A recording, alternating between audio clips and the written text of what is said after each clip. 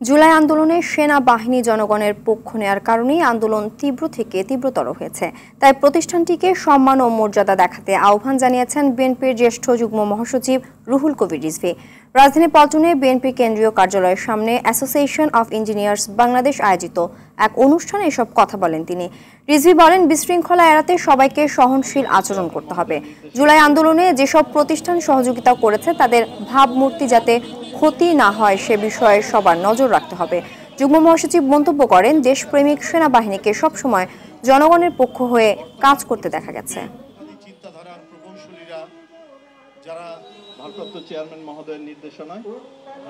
আমাদের সংগ্রাম হচ্ছে পূর্ণ গণতন্ত্র প্রতিষ্ঠার সংগ্রাম। তাই আমাদের আলোচনা, আমাদের কথাবার্তা সবকিছুর মধ্যেই আমাদেরকে এমন সহনশীলতা দেখাতে হবে যাতে সমাজের ভিত্তিতে রাষ্ট্রের মধ্যে কোনো ধরনের বিশৃঙ্খলা তৈরি না হয়।